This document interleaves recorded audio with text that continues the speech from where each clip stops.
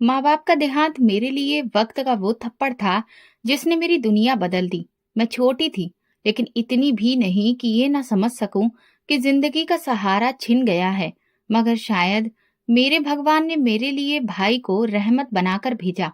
वो ना सिर्फ मेरा बड़ा भाई था, बल्कि माँ बाप की जगह मेरा दोस्त, मेरा रखवाला बन गया। और भाभी, वो तो जैसे माँ की खाली गोद को अपने वजूद से भरने आ गई थी। भाई की शादी को अभी कुछ महीने ही गुजरे थे जब मेरे माता पिता हमें छोड़कर चले गए। मुझे लगा अब सब कुछ बदल जाएगा। अब वही किस्से होंगे जो मैं मोहल्ले की लड़कियों से सुनती थी, कि ननद के साथ बुरा सुलूक होता है, भाभियां जलन में जला देती हैं। लेकिन मेरी भाभी तो कुछ और ही निकली। उन्होंने पहले दिन से ही मुझे अपनी बहन होने का दर्जा दिया। रश्मि, आओ मेरे साथ बैठो, ये चूड़ियां तुम्हारे हाथों में बहुत अच्छी लगेंगी। लेकिन भाभी, ये तो आपके ससुराल की रस्म है ना, आपको पहननी चाहिए। अरे तो तुम भी तो मेरी बहन हो, क्या फर्क है तुम्हारे और उन लड़कियों में जो मेरे मायके की बहनें होती हैं। उनके लहजे में जो प्यार था वो मेरे दिल को छू गया। मैं तो शायद पहली बार इतने प्यार से किसी की बहन बनी थी। भाई भी मुझसे बहुत प्यार करते थे। हर रविवार वे मेरे लिए कुछ ना कुछ लेकर आते, कभी दुपट्टा, कभी बालों की क्लिप, कभी चॉकलेट। और जब मैं स्कूल में अच्छी पोजीशन ले आती तो भाई मुझे अपनी बाइक पर बिठाकर आइसक्रीम खिलाने ले जाते। वो दिन मेरे दिल में आज भी ताजा है। भाभी सुबह मेरे लिए नाश्ता तैयार करती, मेरे कपड़े प्रेस करती, और अगर कभी मैं आलस दिखाती तो हंसते हुए कहती, चलो उठो, स्कूल वाली बस आ गई है, अब तो उठ जाओ, वरना तुम्हारा भाई मुझे ही डांटेगा कि मैंने तुम्हें वक्त पर नहीं जगाया। और मैं अपनी हंसी रोक नहीं पाती थी। उनके साथ जिंदगी इतनी हल्की और आसान लगने लगी थी कि कभी कभी लगता जैसे मैं कोई सपना देख रही हूँ। एक दिन मैंने उनसे पूछ ही लिया, भाभी, आप इतना कुछ मेरे लिए क्यों करती हैं? उन्होंने मेरा माथा सहलाकर कहा, बेटा, मैंने अपनी छोटी बहन को बहुत कम उम्र में ही खो दिया था। जब मैं इस घर में आई तो लगा जैसे मुझे मेरी वही छोटी बहन वापस मिल गई हो। मुझे पहली बार एहसास हुआ कि मोहब्बत की कोई हद नहीं होती। रिश्ता हो या ना हो, अगर दिल साफ हो तो इंसान हर रिश्ते को निभा सकता है। हम तीनों का मिलाकर छोटा सा परिवार था, लेकिन दिल से हम एक दूसरे के लिए पूरी दुनिया थे। शाम को सब साथ बैठकर चाय पीते, भाई के ऑफिस की बातें सुनते, भाभी के नए खाने के तजुर्बे और मेरे स्कूल के किस्से। ये सब रोज की बातें थी। एक दिन भाभी मुझे बाजार ले गई, कहने लगी, चलो, तुम्हारे लिए दिवाली के लिए नए कपड़े लेंगे, तुम्हें वो हल्का गुलाबी रंग अच्छा लगता है ना? मैं उन्हें देखती रह गई। आपको याद है? और नहीं तो क्या, तुम मेरी बहन हो, तुम्हें कैसे भूल सकती हूँ। मैंने उनका हाथ थामा और खामोशी से उनके साथ चल पड़ी। उनके प्यार ने मेरे दिल की हर तकलीफ को खत्म कर दिया था। एक रात जब लाइट चली गई, हम सब छत पर बैठे थे। आसमान पर सितारे दिख रहे थे। भाई ने आसमान की ओर इशारा करके कहा, हमारे मम्मी पापा वहीं से हमें देख रहे होंगे और खुश होंगे कि हम एक दूसरे का इतना ख्याल रखते हैं। मैंने नम आंखों से आसमान देखा और दिल ही दिल में कहा, मम्मी पापा, आप बेफिक्र रहिए, मुझे माँ बाप की कमी कभी महसूस नहीं होती। भाभी ने मेरा हाथ थामा और बोली, रश्मि, जब भी तुम्हें माँ याद आए मेरे गले लग जाया करो। ऐसा लगता था जैसे मेरी पूरी दुनिया पूरी हो गई हो।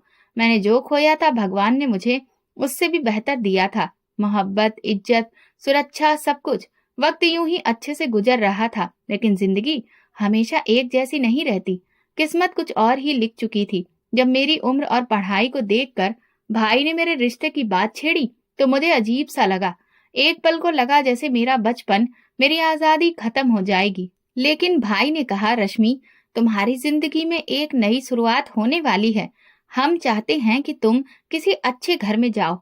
भाभी ने भी मेरी स्वीकृति से रिश्ता तय करने की बात की। वे मेरे हर फैसले में मेरी मर्जी को महत्व देती थी। देखो रश्मि, लड़का बहुत अच्छा है, पुलिस में है, ईमानदार है, शक्ल सूरत भी भगवान ने अच्छी दी है, लेकिन तुम्हारी हाँ जरूरी है। मैंने खामोशी से सिर झुका लिया।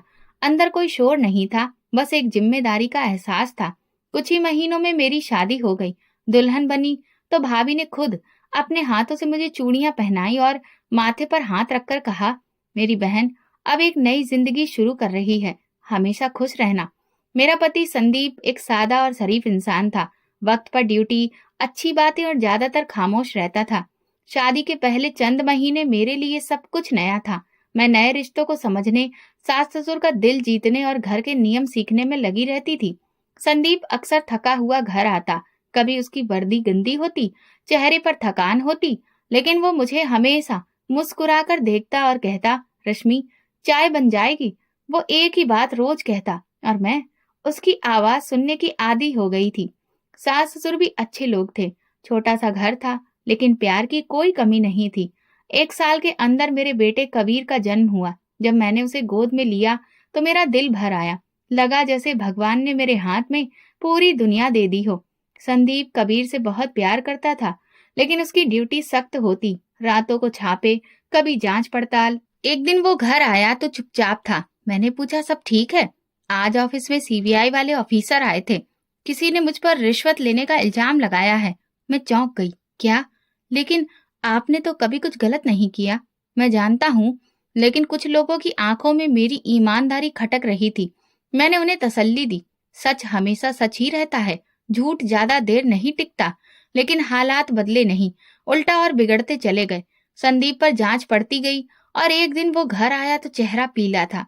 सारा दिन चुप रहा। रात को खाने के बाद अचानक जमीन पर गिर पड़ा। संदीप! मैं चिल्लाई। सास ससुर भी भागे, एम्बुलेंस बुलाई गई, अस्पताल ले गए, लेकिन वो रास्ते में ही दम तोड़ चुका था। डॉक्टर ने कहा बहुत भयंकर हार्ट अटैक पड़ा था। मैं अस्पताल के फर्श पर बैठी गुमसुम थी। 1 साल का मेरा बच्चा और मैं, और ये दुनिया जो कल तक सुरक्षित लगती थी, आज अजनबी हो चुकी थी। मोहल्ले वाले अफसोस जताने आते रहे। सास ससुर खामोश हो गए थे। कबीर के रोने की आवाज भी अब घर में गूंज कर रह जाती थी। भाई आए, भाभी भी साथ थी। भाभी ने मुझे सीने से लगा लिया। रश्मि, तुम अकेली नहीं हो, हम तुम्हारे साथ हैं। लेकिन मैं वो नहीं रही थी जो कुछ महीने पहले भाई के घर को छोड़कर आई थी। बाल बिखरे थे, आंखों के नीचे काले घेरे और कपड़ों पर कबीर की शरारतों के निशान थे। मैं वक्त की मारी एक माँ बनकर रह गई थी। भाई ने पूछा, अब आगे क्या सोचा है? मैं यहीं रहना चाहती हूँ। सास ससुर का और कोई नहीं है, कबीर का भी यही घर है।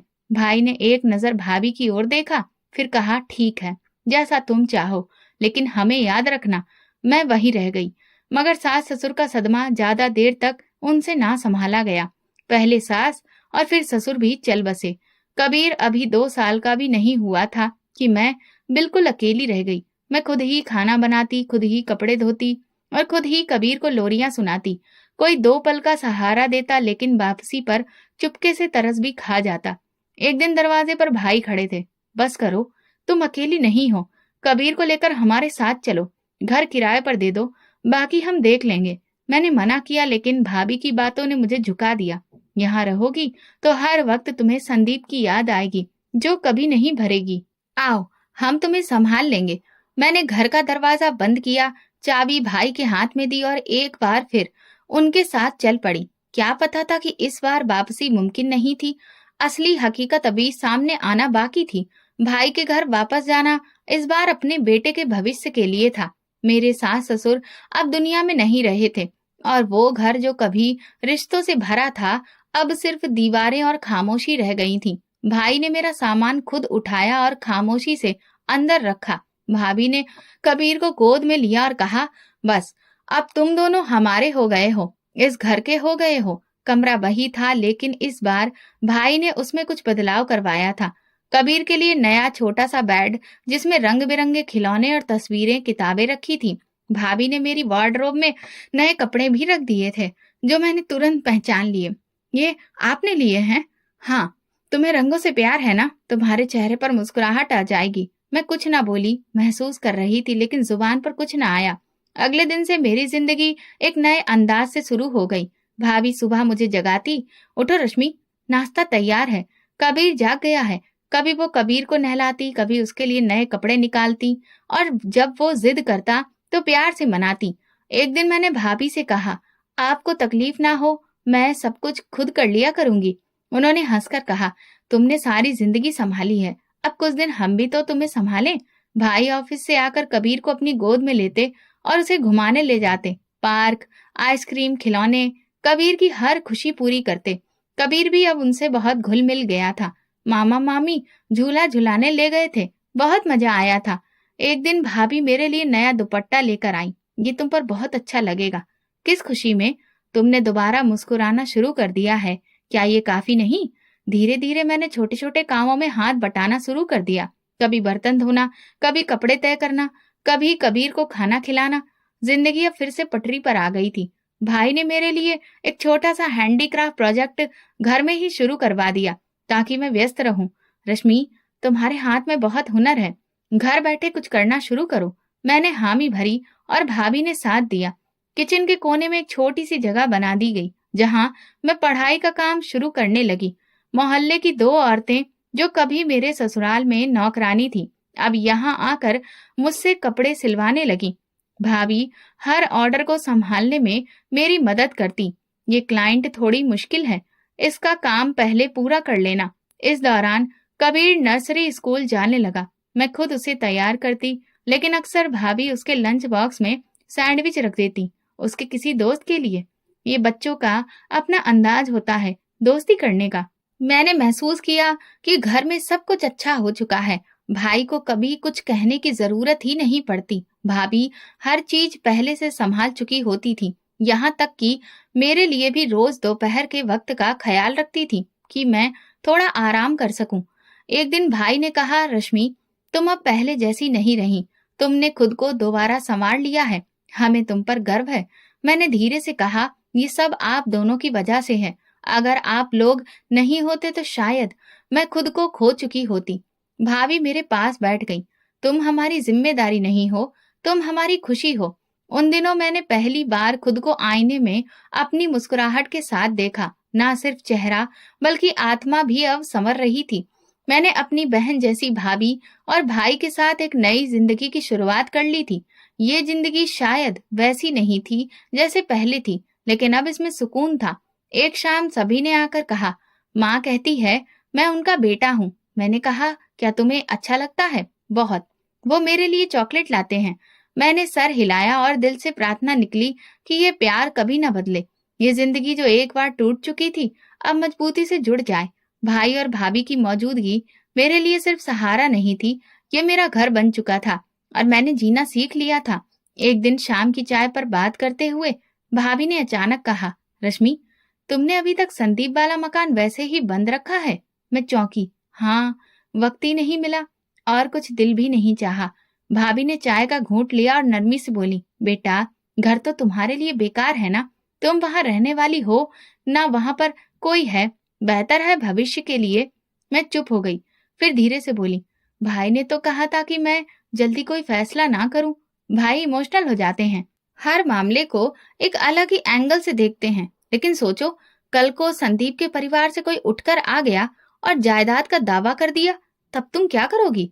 कबीर का अधिकार सुरक्षित रखना जरूरी है, और वैसे भी ये तुम्हारे पैसे होंगे। मैं तो बस सलाह दे रही हूँ।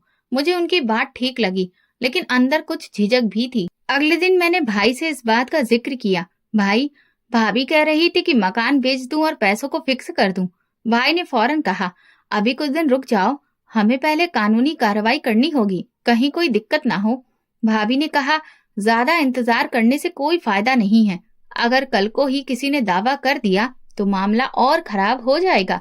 भाई ने मेरी तरफ देखा जैसे कोई बात कहना चाहते हो, फिर रुक गए। अगर तुम्हें यही लगता है तो ठीक है, करो, लेकिन हर कदम सोच समझ कर उठाना।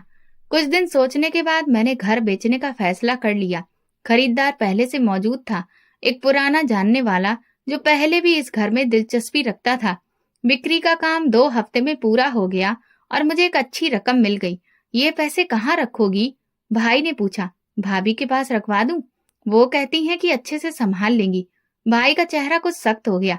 बैंक में रखो या कम से कम अपने नाम पर कोई फिक्स डिपॉजिट करवा लो, उन्होंने कहा। भाभी ने कहा है, अगर बैंक में रखा तो टैक्स लगेगा, और वैसे भी कबीर के खर्चे तो मैं खुद उठा रही हूँ, ये पैसे पूरी तरह से सुरक्षित रहेंगे। भाई ने कुछ भी नहीं कहा, लेकिन उनकी आंखों की खामोशी मुझे कुछ सोचने पर मजबूर कर रही थी। फिर भी मैंने पैसे भाभी के हवाले कर दिए। तुम बच्चे के लिए रखो रश्मि, ये तुम्हारी अमानत है, इस पर कोई हक नहीं जताएगा। मैं तुम्हारी माँ हूँ, भला माँ कभी औलाद का अधिकार मारती है? मैंने शुक्रगुजार नजरों से उन्हें देखा। आपका भरोसा मेरे लिए काफी है। उस दिन के बाद भाभी का व्यवहार बदला नहीं, बल्कि और ज्यादा नरम हो गया। हर वक्त मुझे तसल्ली देती, ये पैसे कबीर के लिए सुरक्षित हैं, किसी को खबर भी नहीं। जिंदगी फिर से अपनी डगर पर आ गई। कबीर की पढ़ाई, मेरा हैंडीक्राफ्ट और घर के कामकाज, सब कुछ ठीक चल रहा था। कभी कभी मैं मकान के कागजात देखना चाहती, लेकिन भाभी कहती, मैंने सब कुछ एक फाइल में रख चुकी हूँ, तुम्हें फिक्र करने की जरूरत नहीं। एक दिन जब भाभी बाजार गई तो मैं उनकी अलमारी खोलकर फाइल ढूंढने की कोशिश करने लगी। कहीं भी मेरे कागजात मौजूद नहीं थे। दिल में अजीब से सवाल उठे, लेकिन सोचा शायद किसी और जगह रखे हों। भाई अब अक्सर रात तक लौटते और कुछ उलझे उलझे से रहने लगे थे। एक रात जब सब सो चुके थे, भाई छत पर बैठे थे। मैं चुपके से उनके पास पहुंची। भैया, क्या कुछ ठीक नहीं है? उन्होंने एक पल मेरी तरफ देखा, फिर धीरे से बोले, तुमने भाभी को जो पैसे दिए हैं, कभी वापस मांगने का दिल नहीं किया? नहीं। क्यों? बस ऐसे ही पूछा। कभी कोई चीज देने से पहले ये सोचना चाहिए कि वापसी पर वो रिश्ता भी वैसा रहेगा या नहीं। मैं कुछ समझ न सकी। भाभी का भरोसा मेरे लिए कभी सवाल नहीं रहा था, लेकिन भाई की आंखों में वो सवाल अब साफ झलक रहा था। भाई को दुबई से नौकरी का ऑफर आया और वो दुबई चले गए। दिल बहुत उदास हुआ, लेकिन वो खुश थे तो हम भी खुश हो गए। भाभी और मेरा रिश्ता अब भी वैसा ही था। अगले दिन भाभी हमेशा की तरह सुबह की चाय के साथ मेरे पास आई। आज तुम कुछ परेशान लग रही हो। मैंने बात बदल दी। भाभी, अगर पैसे मेरे पास हो तो ठीक रहेगा। वो हंसी। तुम मुझे शक की नजर से देख रही हो रश्मि। अरे नहीं भाभी, आप पर शक कैसा, बस दिल किया कि देख लूं। उन्होंने बात बदल दी, लेकिन मेरे मन में एक दरवाजा खुल गया था। ऐसा दरवाजा जिसके पीछे कई सवाल खड़े थे और जवाब अभी आने बाकी थे। भाई की बातें मन में गूंजती रहीं, लेकिन भाभी का व्यवहार ऐसा था कि उन पर शक करना मुमकिन ही नहीं लगता था। वो हर वक्त मेरी जिंदगी को आसान बनाने का सोचती, मेरी खुशी के लिए छोटे छोटे काम करती और कबीर का इस तरह ख्याल रखती जैसे वो उनका अपना बच्चा हो। जिंदगी एक बार फिर वैसी ही हो गई थी जैसे माँ बाप के समय में थी। मैं सोती तो जब तक नींद पूरी ना होती कोई नहीं जगाता। उठती तो चाय तैयार होती, कबीर तैयार बैठा होता और दिन अपने आप आगे बढ़ता। एक दिन मैंने भाभी से कहा, भाभी, मुझे अजीब सा लगता है कि मैं कुछ भी नहीं कर रही, आप सब कर रही हैं। उन्होंने हंसते हुए जवाब दिया, तुम हमारे घर की मेहमान नहीं हो, तुम हमारी अपनी हो। तुम्हें आराम की जरूरत है। तुमने बहुत मुश्किल वक्त गुजारा है, अब बस सुकून से जिंदगी गुजारो। भाभी ने एक नया काम शुरू कर दिया था। वो मोहल्ले की औरतों के लिए सिलाई का कोर्स चलाती थी। मैंने पूछा, ये कब से? 2 हफ्ते हो गए। तुम्हें बताया नहीं? सोचा तुम आराम करो, तुम्हें व्यस्त नहीं करना चाहती थी। भाभी ने घर के साथ सटी एक बैठक किराए पर लेकर उसे वर्कशॉप में बदल दिया था। वहां सिलाई मशीनें लग चुकी थी, कपड़ों के रोल रखे थे और दीवार पर एक चार्ट लगा था जिस पर औरतों के नाम, फोन नंबर और पेमेंट डिटेल दर्ज थी। ये सब कुछ आपने खुद किया? हाँ, थोड़ा बहुत वक्त लगाया, लेकिन हो गया। अब ये औरतें सीखेंगी और अपने घरों में खुद काम आएंगी। मैं निश्चिंत हो गई, लेकिन हैरान भी कि ये सब मेरे जाने बिना कैसे हो गया। अब कबीर भाभी के साथ ज्यादा वक्त गुजारने लगा था। वो उसे अपने काम के दौरान भी साथ रखती थी। सिलाई सिखाने के बीच बीच में कबीर को खिलौने देती, कभी जूस का गिलास, कभी बिस्किट। मम्मी, मामी ने आज मुझे रंगीन कपड़े दिए और सिलाई मशीन भी दिखाई। मैंने हंसते हुए कहा, अच्छा, और तुम्हें मजा आया? हाँ, मैंने बटन दबाया था, बहुत तेज मशीन चल रही थी। भाभी हर काम के बीच में मेरा भी ख्याल रखती। दिन में मुझे लस्सी बनाकर देती, शाम को कभी कोई मीठा पकवान। कपड़ों की धुलाई, प्रेस करना, किचन की सफाई, सब उनकी जिम्मेदारी थी। मैं अगर कोई काम करने खड़ी होती तो तुरंत मना कर देती। मैं सारा टाइम अपने कमरे में रहती हूँ, तुम बैठ जाओ, उसमें मैं खुद कर लूंगी, ये सब मेरा काम है। एक दिन मैंने जिद की, भाभी, कम से कम आज की दाल मैं बनाऊंगी, आपको आराम करना चाहिए। उन्होंने बात हंसी में टाल दी, अरे नहीं, तुम तो छुट्टी पर हो और मैं आराम करूंगी तो बोर हो जाऊंगी। मेरे पास हर दिन गुजारने के लिए कुछ न कुछ नया होता है। किताबें पढ़ती, कभी पुराने एल्बम निकाल कर देखती, कबीर के साथ खेलती या मोहल्ले की किसी लड़की से बातें कर लेती। घर में 1-2 बार ऐसे मौके आए जब किसी ने आकर खर्चों के लेन देन से जुड़े सवाल किए। भाभी ने हमेशा बात खुद संभाली। रश्मि ऐसे मामलों में परेशान हो जाती है, बेहतर है आप मुझसे बात करें। ये बात सुनकर मैं अक्सर सोचती, क्या वाकई मैं इतनी नाजुक हूँ कि मामूली खर्च की बात भी मुझे परेशान कर सकती है। एक दिन शाम के वक्त जब भाभी सिलाई क्लास खत्म कर चुकी थी, हम छत पर बैठे थे। चाय के कप हाथ में थे और कबीर कबूतर देख रहा था। रश्मि, तुम्हें कोई चीज चाहिए तो बिना झिझक मांग लेना। तुम्हें तो पता है ये सब कुछ अब तुम्हारा ही है। बस इतना ही काफी है कि यहाँ सुकून है, कबीर खुश है और सब चीजें अच्छी हैं। बस यही चाहिए। तुम्हारी मुस्कुराहट ही हमारा सुकून है। जिंदगी इतनी आरामदेह लगने लगी थी कि कभी कभार खुद पर शर्मिंदगी होने लगती थी। मैं सोचती शायद मुझे कुछ करना चाहिए, कोई पढ़ाई, कोई ऑनलाइन कोर्स, कोई कुछ भी। लेकिन भाभी हर बात पर कहती, अभी नहीं, अभी तुम खुद को वक्त दो। ये बेफिक्री दिन ब दिन बढ़ती गई, यहाँ तक कि मुझे लगने लगा जैसे मैं कोई मेहमान हूँ जिसके लिए सब कुछ पहले से तैयार है। बस वक्त पर जागना, वक्त पर खाना खाना और कभी कभी हल्की फुल्की बातचीत कर लेना। लेकिन इस बेफिक्री के बीच एक एहसास खामोशी से ज्यादा बढ़ गया। क्या ये सब हमेशा ऐसा ही रहेगा? क्या ये सुकून किसी आने वाले तूफान से पहले की खामोशी है? ये सवाल मेरे अंदर बढ़ने लगा, लेकिन मैंने उसे दबा दिया, क्योंकि उस वक्त तक मेरे पास ना ही कोई शक की वजह थी, ना कोई ठोस वजह। उन दिनों सर्दी ने अचानक जोर पकड़ लिया था। शाम ढलने के साथ ही ठंडी हवाएं दीवारों को चीरती महसूस होती। कबीर स्कूल से आकर नीम सा लगता था। मैंने सोचा शायद मौसम का असर है। एक रात अचानक उसे तेज बुखार हो गया। हाथ जैसे आग हो गए थे, सांस उकड़ रही थी और आंखें बंद किए हुए वो बस कराहता रहा। घबराकर मैं भागी भाभी के कमरे की तरफ। दरवाजा खटखटाया तो वो कुछ देर के बाद निकली। भाभी, कबीर को बहुत तेज बुखार आ गया है, मैं बहुत परेशान हूँ।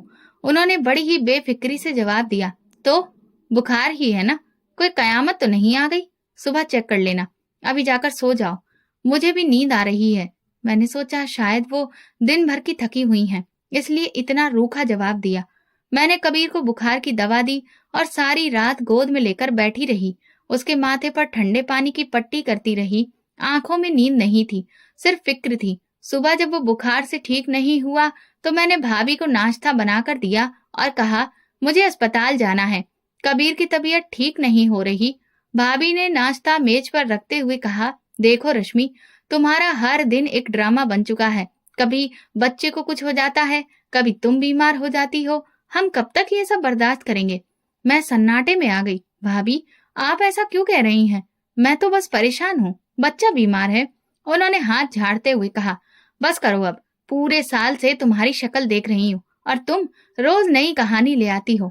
कोई होटल का मालिक नहीं है तुम्हारा भाई कि हर महीने तुम पर खर्चा करता रहे।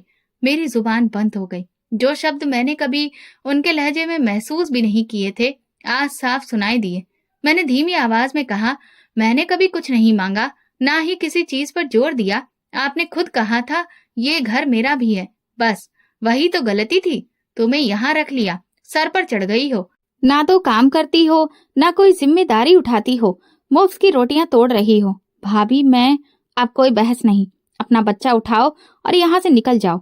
हमारे पास अब तुम्हारे लिए जगह नहीं है। मेरे पैरों तले जमीन निकल गई। भाभी की आंखों में जो ठंडी लहर थी, मैंने पहले कभी नहीं देखी थी। वो कमरे में गईं, मेरे और कबीर के कपड़े एक बैग में डाले और दरवाजे की तरफ फेंक दिए। ये लो अपना सामान और दरवाजा खोलकर निकल जाओ यहाँ से। भाभी, कहाँ जाऊंगी मैं? इस वक्त तो भैया भी ऑफिस गए होंगे। आपको शायद कोई गलतफहमी हो गई है। अरे नहीं, बहुत अच्छी तरह समझ आ चुका है मुझे। तुम्हें इस घर से जाना ही पड़ेगा, वरना मैं खुद पुलिस बुलाऊंगी और कहूंगी कि तुम जबरदस्ती घरेलू माहौल खराब कर रही हो। मैं हैरान थी, सदमे में खड़ी थी, कबीर को गोद में लिए दरवाजे को देख रही थी। तभी भाभी ने मुझे जोर का धक्का दिया। दफा हो जाओ यहाँ से। मैं दरवाजे से बाहर जा गिरी। कबीर मेरी गोद में रो रहा था। दरवाजा जोर से बंद हुआ, जैसे किसी रिश्ते की आखिरी मोहर लग गई हो। बाहर तेज हवा चल रही थी, सर्दी हड्डियों में उतरती जा रही थी। मैं दरवाजे पर दस्तक देती रही। भाभी, दरवाजा खोलिए, भगवान के लिए, कबीर बीमार है। कोई जवाब नहीं आया। मैंने सीढ़ियों पर बैठकर कबीर को एक चादर में लपेट लिया। कुछ देर बाद वो हल्की बेहोशी में चला गया। मेरा दिल दहल गया। मैं जल्दी से पास के मेडिकल स्टोर की तरफ दौड़ी, जो बंद था। उसके बगल में बने घर में रहने वालों ने दरवाजा खोला, लेकिन मुझे पहचानते ही अंदर आने से इनकार कर दिया। माफ करना बहन, मेरे पति बहुत सख्त मिजाज हैं, हम किसी को रात के वक्त में नहीं रखते। मेरे पास अब कोई विकल्प नहीं था। रात बीतती जा रही थी। आसमान पर बादल थे, सर्दी बढ़ती जा रही थी। मैंने कबीर को अच्छे से लपेटा और खुद को एक बंद दुकान के छज्जे के नीचे समेट लिया।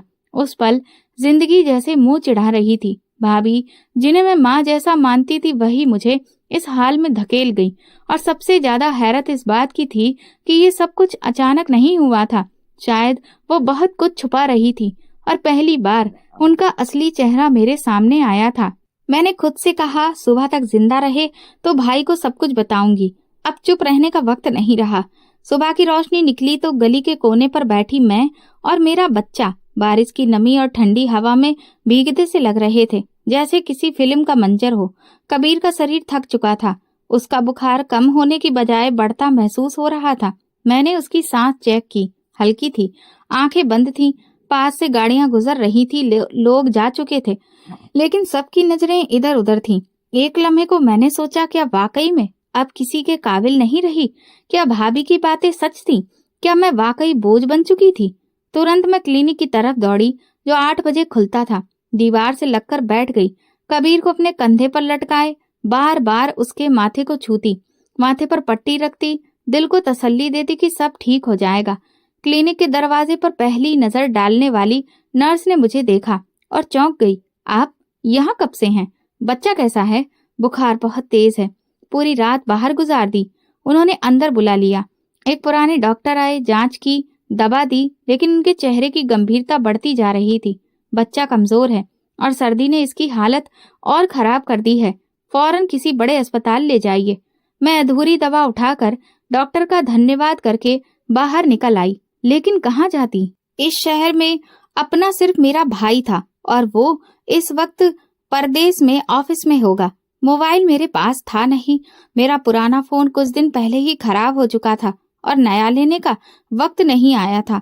मैं रेलवे स्टेशन के बाहर वाले हिस्से में जाकर बैठ गई, जहाँ कुछ मजदूर हाथ में थैली और चादर लिए बैठे थे।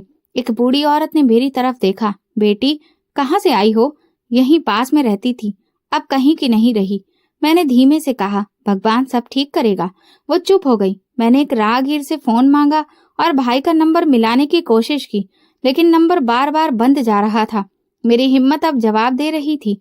कबीर का शरीर बिल्कुल बेजान हो चुका था, होंठ नीले पड़ने लगे थे। तभी मेरे कंधे पर किसी ने हाथ रखा। मैंने मुड़कर देखा तो भाई खड़े थे। उनके चेहरे पर सफर की थकान, आंखों में हैरानी और माथे पर पसीना था। रश्मि, उन्होंने मेरे बाजू को थामा। ये क्या हालत बना रखी है? मैं एकदम से उनसे लिपट गई। कुछ कहने के काबिल नहीं थी। आंखों से आंसू बहने लगे। भाई ने झुककर कबीर को गोद में लिया। इसे क्या हुआ? कब से बीमार है? पिछली रात बहुत तेज बुखार था। मैंने दरवाजा खटखटाया था, लेकिन भाभी ने दरवाजा नहीं खोला। भाई ने कुछ नहीं कहा, सिर्फ मेरी तरफ देखा और फिर वापस सड़क की तरफ मुड़ गए। उन्होंने रिक्शा बुलाया। हम अस्पताल की तरफ गए। रास्ते में मैंने उनसे पूछा, आप तो दुबई में थे, वापस कब आए? उन्होंने धीरे से कहा, मैं गया ही नहीं। कुछ बातें थी जिन्हें जानना था। मुझे शक था कि कुछ ठीक नहीं। अस्पताल पहुंचे तो डॉक्टर ने कबीर को इमरजेंसी में एडमिट कर लिया। मैं बाहर बेंच पर बैठी थी। भैया मेरे साथ कुछ देर बाद आकर बैठे। उन्होंने खामोशी तोड़ी। रश्मि, तुमने भरोसा किया और वो भरोसा शायद टूट चुका है, लेकिन अब मैं हूँ और तुम फिर अकेली नहीं होगी। मैंने उनसे कहा, मुझे यकीन नहीं आ रहा कि भाभी ऐसा कर सकती हैं। उनका लहजा, उनकी आंखें, सब बदल गया था। भाई की आंखों में कुछ और था, गुस्से से ज्यादा दुख। मुझे बहुत कुछ पता चल चुका है। मैं सब समझ गया हूँ और इस बार कोई रियायत नहीं दूंगा। कबीर को एक दिन बाद वार्ड में शिफ्ट कर दिया गया। बुखार कम हुआ, शरीर ने हरकत दिखाई। मैं लगातार उसके पास रही, उसके हाथ थाम कर जैसे कभी नहीं छोड़ूंगी। भाई अस्पताल से बाहर गए। जब वापस आए तो उनके हाथ में मेरा पुराना बैग था। ये तुम्हारी चीज थी, मैं ले आया हूँ। भाभी ने कुछ कहा? सब कह दिया। जो कुछ छुपा था वो भी अब छुपेगा नहीं, लेकिन तुम बस अभी कबीर पर ध्यान दो, बाकी मैं संभाल लूंगा। कबीर को अस्पताल से डिस्चार्ज मिलते ही भाई ने कहा, रश्मि, अब हमें वापस जाना है। कुछ हिसाब किताब बाकी है जो साफ करना है। मैंने थके हुए लहजे में पूछा, क्या आपने भाभी से बात की है? नहीं, वो तो समझती है कि मैं अभी भी दुबई में हूँ। यही गलतफहमी बाकी बातें साफ करने के लिए काफी है। गाड़ी में बैठकर हम सीधे अपने घर की तरफ गए। मेरे हाथ कबीर के वजूद को अपने पास महसूस कर रहे थे और दिल में अजीब सा बोझ था। कुछ कहने से पहले रुक जाती थी, फिर खामोशी से भाई की सांसों की गहराई सुनने लगती थी। घर के दरवाजे पर पहुंचकर भाई ने बेल बजाई। कुछ पल के बाद दरवाजे के पीछे से आवाज आई, इस वक्त कौन है? उस मनहूस को निकाला तो अब न जाने कौन नया आ गया है। मेरे कदम जैसे जमीन में धंस गए। भैया ने एक नजर मेरी तरफ देखा और दोबारा बेल बजाई। दरवाजा खुला, भाभी सामने थी। मुझे देखते ही वो चौंक गई, लेकिन तुरंत चेहरे के एक्सप्रेशन बदल लिए। रश्मि, कहाँ चली गई थी तुम? तुम्हें मैं कहाँ कहाँ नहीं ढूंढती रही। भैया ने ठंडे लहजे में कहा। ढूंढने की जरूरत ही नहीं थी, अगर तुमने इसे निकाला नहीं होता। भाभी ने फौरन कहा। क्या मतलब? मैं तो खुद सुबह पुलिस को जानकारी दी थी कि वो रात से लापता है। मैं तो परेशान हो गई थी। बहुत अच्छा खेल खेला तुमने। भैया तुरंत अंदर आए, मैं और कबीर पीछे पीछे। भाभी के चेहरे पर एक पल के लिए हवाइयां उड़ने लगीं, लेकिन वो फौरन संभल गईं। तो तुम मुझे मुजरिम बना रही हो? मैंने इसका क्या बिगाड़ा है? इसने खुद कहा था कि वो कुछ दिन के लिए अपनी सहेली के घर जा रही है। भैया ने जेब से एक छोटा सा डिवाइस निकाला और कहा, झूठ बोलने से पहले ये सोच लिया करो कि अब के दौर में हर बात रिकॉर्ड हो जाती है। ये रही वो ऑडियो क्लिप जो दरवाजे पर कैमरे के माइक ने रिकॉर्ड कर ली है। तुम्हारी वो आवाज साफ है जिसमें तुम रश्मि और कबीर को निकाल रही हो। भाभी का रंग सफेद पड़ गया। कौन सा कैमरा? तुमने कैमरा लगाया था? हाँ। तुम्हारी कुछ हरकतें बहुत समय से अजीब थीं, लेकिन मैं कोई भी इल्जाम बिना सबूत के नहीं लगाता। भाई सीधा ड्राइंग रूम में दीवार की घड़ी के पीछे से छुपा हुआ कैमरा निकाल लाए और कहा, तुमने समझा कि तुम जो मर्जी करती रहो, किसी को पता नहीं चलेगा। मैं सब देख रहा था, लेकिन मैं इंतजार कर रहा था कि तुम खुद अपना असली चेहरा दिखाओ। भाभी अब हकलाने लगी। नहीं, वो मैं सिर्फ गुस्से में थी। गुस्सा अपने ही खून को बाहर निकाल देने का होता है या फिर किसी और के लिए जगह बनाने का? मैंने पूछा, वो लड़का कौन था जो मेरे ना होते हुए रोज शाम के बाद यहाँ आता था? भाभी का चेहरा सफेद पड़ गया। वो कुछ कहने ही वाली थी कि भाई ने कहा, चुप रहो, सब पता है मुझे। मैंने सिर्फ तुम्हें वक्त दिया कि तुम अपनी सच्चाई खुद जाहिर करो। तुमने वो भी बर्बाद कर दिया। भाई ने मेरे हाथ में एक फाइल थमाई। देखो, तुम्हारे पैसों से खरीदे गए प्लॉट की फाइल। तुम्हारी भाभी ने तुम्हारे घर के पैसों से अपना प्लॉट खरीदा और उसे अपने नाम कर लिया और किसी को भनक तक नहीं लगने दी। मेरी आंखें फटी की फटी रह गईं। भाभी ने हाँ में सिर हिलाया। रश्मि, यही वो दिन था जब मुझे भरोसा हो गया कि वो अब इस घर की कभी नहीं बन सकती। भाभी ने चुप्पी तोड़ी। तुम सब मुझे गलत समझ रहे हो। मैंने जो भी किया रश्मि के लिए किया, ताकि वो खुद के पैरों पर खड़ी हो सके। इस घर से इसे निकाल कर खड़ा करना चाहती थी। बीमार बच्चे के साथ सड़क पर छोड़ना पैरों पर खड़ा करने का तरीका है? भाई की आवाज तेज नहीं थी, लेकिन उसमें वो फैसला सुनाया जा रहा था जो बरसों का भरोसा तोड़ने पर दिया जाता है।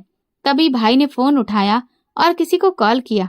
हाँ, आप लोग आ सकते हैं, वो सब सबूत मेरे पास हैं। 5 मिनट बाद 2 पुलिस वाले दरवाजे पर आ गए। भाभी के हाथ पांव कांपने लगे। नहीं, प्लीज मुझे गिरफ्तार मत करो। मैं मानती हूँ कि मुझसे गलती हो गई। अब बहुत देर हो चुकी है। जो औरत किसी मासूम बच्चे को सड़क पर छोड़ सकती है, वो इस घर में और नहीं रह सकती। पुलिस ने भाभी को साथ ले जाना चाहा तो वो भाई के कदमों में बैठ गई। बस एक मौका दे दो, मैं सुधर जाऊंगी। ये मौका तुम्हें तब मिलता जब तुमने पहली बार झूठ बोला होता। अब माफी का वक्त निकल गया। मैं कबीर को सीने से लगाए खड़ी थी और दिल में बस एक ही सवाल गूंज रहा था, क्या मैं इतनी अंधी थी कि किसी के असली चेहरे को पहचान नहीं सकी? और अब जब सच सामने था, क्या कभी वो भरोसा वापस आ सकेगा? भाभी की गिरफ्तारी के बाद कुछ दिन घर में खामोशी छा गई। पुलिस ने जांच पड़ताल शुरू कर दी थी और भाई ने केस फाइल वकील के हवाले कर दी थी। मैं चाहती थी कि सब कुछ यहीं खत्म हो, लेकिन भाई का अंदाज बता रहा था कि कहानी अभी पूरी नहीं हुई है। एक दिन शाम को भाई घर वापस आए तो उनके साथ एक पुराना सा मोबाइल और कुछ पुराने कागज थे। ये सब मुझे एक पुराने घरों से सामान निकालने वाले इंसान के जरिए मिले हैं जो तुम्हारी भाभी के आशिक को जानता था। मैंने सवालिया नजरों से उन्हें देखा। क्या उसने कुछ कबूल किया? नहीं, लेकिन वक्त ज्यादा नहीं लगेगा। मैं खुद चाहता हूँ कि सब कुछ मेरे सामने खुल जाए, कोई पर्दा बाकी ना रहे, क्योंकि भाभी ने भाई को भी धोखा दिया था। वो भाई की पत्नी होने के बावजूद किसी और से रिश्ता बनाई थी। जांच पड़ताल के कमरे में जब भाभी को लाया गया तो उनकी हालत पहले से खराब थी। अब वो थकी हुई, बिखरी हुई और किसी हद तक हारी हुई लग रही थी। भाई सामने बैठकर बोले, अब सब कुछ बता दो, क्यों किया ये सब। कुछ लम्हों की खामोशी के बाद वो बोली, मैं तुमसे कभी प्यार नहीं करती थी। ये शादी जबरदस्ती की थी, मेरी मर्जी किसी और के साथ थी, लेकिन मेरे घर वालों ने ये रिश्ता तय कर दिया। मैंने कभी नहीं चाहा कि तुम्हारे साथ जिंदगी गुजारूं। भाई का चेहरा ऐसा था जैसे वो पहले ही सब कुछ जान चुके हों। तो फिर तुमने खुद को बदले में लगा दिया? नहीं, मैं बदला नहीं लेना चाहती थी। मैं बस वो जिंदगी वापस चाहती थी जो तुमने छीन ली थी। तुमने जिंदगी नहीं, धोखा दिया है। सिर्फ मेरे साथ नहीं, रश्मि के साथ, उसके बेटे के साथ भी। भाभी ने आंखें बंद कर ली, जैसे कुछ और कहना उनके लिए मुश्किल हो रहा हो। मैंने जानबूझकर कभी औलाद नहीं होने दी, दवाइयां लेती रही। मैं जानती थी कि अगर बच्चा हो गया तो ये रिश्ता खत्म नहीं हो पाएगा। मुझे तुमसे नहीं, उस लड़के से प्यार था, तो तुमने मेरे घर को अनाथालय बना दिया। मैंने सोचा था कि तुम व्यस्त रहते हो, रश्मि यहाँ है, सब चल जाएगा। लेकिन जब उसका भरोसा बढ़ने लगा और कबीर भी तुम्हारे और करीब होने लगा तो मैं घबरा गई। मुझे लगा वो तुम्हारे दिल में जगह ले रहा है और मैं पूरी तरह से बेदखल हो जाऊंगी। हमारी तो औलाद भी नहीं थी, इसलिए तुमने उसे घर से निकाला। हाँ, मैं चाहती थी कि वो एक बार चली जाए, फिर तुम्हें मैं संभाल लूंगी। तुम्हें वो तब बताऊंगी जो सच है। लेकिन वक्त ने साथ नहीं दिया, तुम आ गए और सब कुछ खत्म हो गया। कमरे में खामोशी फैल गई। भाई ने कहा, मैंने कभी तुम्हें किसी चीज की कमी नहीं होने दी, तुम्हें इज्जत दी, आजादी दी। तुम्हें मेरे घर में मेरी बहन जैसी रश्मि मिली, फिर भी तुमने वो किया जो शायद दुश्मन भी ना करे। भाभी ने सिर झुका लिया।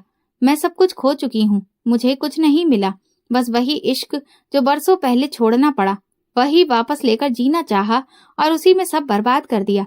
भाई ने पुलिस वाले को इशारा किया, इसे ले जाइए, बाकी बात अदालत में होगी। जब हम घर वापस आए तो भाई खामोश सोफे पर बैठ गए। मैंने पूछा, आप ठीक हैं? मैं सिर्फ ये सोच रहा हूँ कि किसी पर भरोसा करना कितना महंगा साबित हो सकता है। मैं उसे अपनी जिंदगी का साथी मानता रहा और वो मेरी जिंदगी से ही खेलती रही। आपने जो हिम्मत दिखाई वो कम नहीं है। हिम्मत नहीं रश्मि, वो सिर्फ वक्त का इंतजार था। जब वक्त आया, सच खुद बोल पड़ा। मैंने पहली बार भाई की आंखों में नमी देखी, लेकिन साथ में एक फैसला भी, एक ऐसा फैसला जो दुख के बावजूद मजबूती के साथ खड़ा था। और शायद यही वो पल था जब हम दोनों ने समझ लिया कि हमारी जिंदगियों का सबसे बड़ा पर्दाफाश हो चुका है और अब सिर्फ सच बाकी है। भैया, आप जज्बात की जगह कानून पर भरोसा कर चुके थे।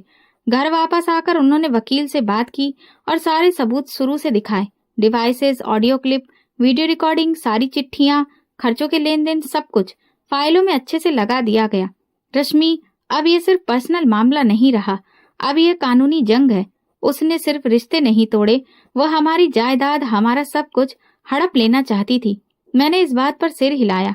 कबीर सोफे पर खेल रहा था। मैं उसे देखती रही और सोचती रही कि अगर भैया ने पहले से कैमरे ना लगाए होते तो शायद मैं आज सच की बजाय बदनामी के बोझ तले दबी होती। कुछ दिनों बाद हमें जानकारी मिली कि भाभी के आशिक को भी पुलिस ने हिरासत में ले लिया है। फ्लैट से काफी कागजात, नकदी और एक जाली पावर ऑफ अटॉर्नी बरामद हुई है। भाई तुरंत थाने पहुंचे और सारे सबूत पुलिस के हवाले किए। ये रही वो असली पावर ऑफ अटॉर्नी जिस पर मेरे और रश्मि के दस्तखत जाली हैं। जांच करने वाले अफसर ने फाइल पलट ली। ये तो बहुत ही संगीन जालसाजी है, इस पर तो एफआईआर दर्ज होगी, भाई ने कहा। और ये सारी वीडियो रिकॉर्डिंग्स जो घर के अलग अलग हिस्सों में लगे कैमरे से हासिल हुई है, इनमें साफ दिख रहा है कि किस तरह उन दोनों ने मेरी बहन को घर से निकाला और फिर किस तरह उस इंसान को घर के अंदर लाया जाता रहा। पुलिस ने केस रजिस्टर किया, वकील ने अदालत में पिटीशन दायर की और फिर तारीख तय हो गई। जिस दिन सुनवाई थी, भाई ने मुझसे कहा, तुम्हारा जाना जरूरी नहीं, लेकिन अगर तुम चाहो तो आ सकती हो। मैंने हाँ कर दी। अदालत में पहली बार जाना था। माहौल बड़ा ही सख्त और गंभीर लगा। भाभी को जब हवाले से निकालकर पेश किया गया तो उनकी आंखों में वो पहले जैसा गुरूर नहीं था। उनके साथ उनका आशिक भी मौजूद था। पुलिस की निगरानी में जज के सामने वकील ने मुकदमा पेश किया।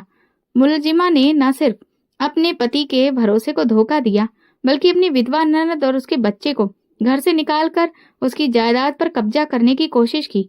भाई ने गवाही दी। मैंने कई महीने तक अपनी बीवी के व्यवहार को बर्दाश्त किया, लेकिन जब मुझे शक हुआ कि ये सिर्फ रिश्ता खराब नहीं कर रही बल्कि रुपए पैसे से भी साजिश कर रही है, तो मैंने अपने घर में खुफिया कैमरे लगवाए। अदालत में वीडियो चलाई गई, हर मंजर खामोशी से देखा गया। जज ने कागजात देखे, जाली दस्तावेज, भाभी और उनके आशिक के दस्तखत, सब गवाही दे रहे थे। जब जज ने भाभी से पूछा, आपको कुछ कहना है, तो उन्होंने सिर झुका लिया। मेरी गलती थी, मैं इस रिश्ते को नहीं निभा सकती। लेकिन आप गलत समझ रहे हैं। जज ने आंखों से चश्मा उतारते हुए कहा, आपकी आवाज वीडियो में भी यही कहती है कि अब ये सब कुछ हमारा है। अब इनकार का कोई फायदा नहीं। अदालत ने दोनों को हिरासत में लेने का फैसला दिया। वकील ने भाई से कहा, आपका केस सीधा है, फैसला हमारे अधिकार में ही आएगा। घर वापस आकर भाई ने गहरी सांस ली। बस अब जो होना था हो गया, कानून ने अपना काम शुरू कर दिया है। मैंने पूछा, क्या जायदाद पूरी तौर पर सुरक्षित है? हाँ, अदालत ने भी मान लिया है कि पावर ऑफ अटॉर्नी जाली थी। तुम्हारा मकान, तुम्हारी जमीन, सब कुछ सुरक्षित है। और वो फाइल जो भाभी ने तुम्हें दी थी, जाली थी। उसका इस्तेमाल करने का मकसद सिर्फ ये था कि तुम्हारा कानूनी दावा कमजोर हो जाए। लेकिन अब साफ है, मैंने कबीर को देखा जो अब अपनी रंगीन किताब में बिजी था। मैंने दिल में सोचा, कुछ लोग रिश्ते खरीदना चाहते हैं, लेकिन सच की कीमत नहीं होती। 2 दिन बाद हमें थाने से कॉल आया कि भाभी ने जमानत की अर्जी दी है। भाई ने वकील से कहा, हमें अपोजिशन दायर करनी है। अगर ये लोग बाहर आए तो फिर किसी भी सिचुएशन के लिए हमें तैयार रहना पड़ेगा। अदालत को जानकारी दी गई। मुलजिमा और उसका साथी बाहर आकर सबूतों पर असर डाल सकते हैं। जज ने जमानत रद्द कर दी। भाई रात को आंगन में बैठे थे। मैं चाय लेकर आई। अब क्या करेंगे? उन्होंने कहा, कुछ नहीं, अब हम सिर्फ जिंदगी गुजारेंगे और बाकी काम कानून करेगा। मैंने दिल ही दिल में सोचा, रिश्तों के खेल में जब कानून बोले तो सच कभी हार नहीं सकता। अदालत की कार्रवाई के बाद घर में सुकून आ चुका था। कबीर अब सेहतमंद था। वो खेलता, हंसता और फिर से स्कूल जाने लगा था। मेरे दिल का बोझ अब काफी हल्का हो गया था। भाई अब हर मुमकिन कोशिश करते कि मैं खुश रहूं, लेकिन मैं जानती थी कि उनके अंदर एक खामोश शर्मिंदगी मौजूद थी जो वो जाहिर नहीं करना चाहते थे। एक दिन मैं आंगन में कबीर के साथ बैठी थी जब भैया ऑफिस से वापस आए। मुझे देखकर कुछ देर दरवाजे पर खड़े रहे, फिर धीरे से बोले, रश्मि, कुछ बात करनी है। हाँ भैया, बोलिए, मैंने कहा। वो मेरे सामने बैठ गए। मुझे तुमसे माफी मांगनी है। मैंने तुम पर यकीन किया, लेकिन वक्त पर वो यकीन तुम्हें सुरक्षा नहीं दे सका। मैं मुस्कुराकर बोली, भैया, जो कुछ भी हुआ वो मेरी परीक्षा थी, लेकिन आपका साथ, आपकी सच्चाई मेरे लिए काफी है। अगर आप नहीं होते तो शायद आज मैं और कबीर कुछ और ही हालातों में होते। उन्होंने कबीर को गोद में उठाया। ये बच्चा सिर्फ तुम्हारा नहीं, मेरा भी है। मैं चाहता हूँ कि वो अपने नाम की बजाय अपनी माँ के हौसले पर फक्र करे। मैंने जवाब दिया, और आप तो मेरे लिए अब भी वही है जो माँ बाप के बाद मेरे सिर का साया बने। इसी दौरान हमें जानकारी मिली कि अदालत ने भाभी के खिलाफ मुकदमे में उन्हें सजा सुना दी है। जालसाजी, फ्रॉड और जायदाद हड़पने की कोशिश पर उन्हें 3 साल कैद की सजा मिली थी। उनका आशिक जो गिरफ्तार हुआ था, जमानत पर देश छोड़ चुका था और उसके खिलाफ इंटरपोल से रेड नोटिस जारी किया गया था। भाई ने थाने से वापस आकर बताया, बस अब ये कहानी खत्म हो गई। मैंने एक सवाल किया, क्या वो अब भी कुछ कहती है? कहती है कि उसे पछतावा है, लेकिन मैं जानता हूँ वो अभी भी तुमसे जलन खाती है। उसे ये बात हजम नहीं हो रही कि तुम अभी भी हमारी जिंदगी का हिस्सा हो और वो हमेशा के लिए बाहर हो चुकी है। मैंने गहरी सांस ली। जलन वही करते हैं जिनके पास खोने को कुछ होता है या जिन्होंने खोकर कुछ सीखा ना हो। घर में अब नया बदलाव आ गया था। भाई ने मुझे मेरी जायदाद के कागज वापस दिए।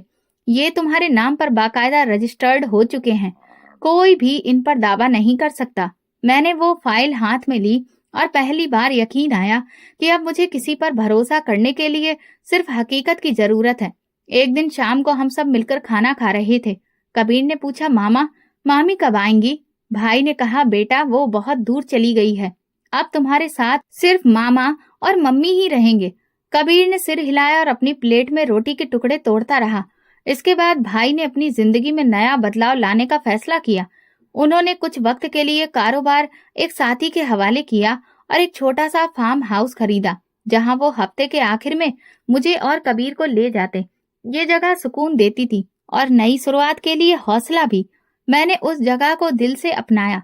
वहां की खामोशी, खेतों की खुशबू, शाम की ठंडी हवाएं, सब मेरे अंदर की टूटी हुई तारों को जोड़ने लगी। कुछ महीने गुजरे और वक्त ने अपने जख्म भर दिए। एक दिन भाई मेरे पास आए। उनके हाथ में एक चिट्ठी थी। ये भाभी ने जेल से भेजी है। मैंने चिट्ठी खोली। वो कागज खाली नहीं था, लेकिन लफ्जों से ज्यादा खाली लगा। उसमें ना माफी थी, ना अफसोस, सिर्फ शिकायतें थी और एक बात, तुमने सब कुछ छीन लिया रश्मि। मैंने चिट्ठी को तय किया और भाई से कहा, ये उनकी आखिरी आवाज है। मैं चाहती हूँ कि इसके बाद उनका जिक्र भी ना हो। ठीक है, अब हम सिर्फ आगे की बात करेंगे। अब जब मैं ये सब लिख रही हूँ, कबीर मेरे पास बैठा होमवर्क कर रहा है। उसके चेहरे पर सुकून है, जो मैं बरसों बाद देख पाई हूँ। मेरे पास एक सुरक्षित घर है, मेरा बेटा, मेरा भाई और सबसे बढ़कर वो भरोसा जो किसी रिश्ते के सहारे नहीं बल्कि खुद पर यकीन से आया है। भाभी अभी जेल में है और शायद अंदर ही अंदर जल रही है, लेकिन मैं जानती हूँ जलने वालों को रोशनी नहीं मिलती और मेरे पास भगवान की दुआ से वो रोशनी है, सुकून है और वो जिंदगी है जो मैंने सब्र से कमाई है। इस कहानी से हमें ये सबक मिलता है कि सच्चाई और सब्र कई बार समय की धारा में हमें मुश्किलों और परीक्षाओं में डाल सकते हैं, लेकिन अंजाम हमेशा हमारे हक में होता है। अंधा भरोसा बर्बादी का दरवाजा खोलता है, मगर खुद पर यकीन जिंदगी का रास्ता दिखाता है। तो दोस्तों, अगर आपको हमारी कहानी पसंद आई हो तो कमेंट करके जरूर बताएं। वीडियो को लाइक करें और ज्यादा से ज्यादा शेयर करें। अगर आप चैनल पर नए हैं तो सब्सक्राइब जरूर करें और नोटिफिकेशन बेल दबाएं ताकि अगली अपडेट सबसे पहले आपको मिले। धन्यवाद।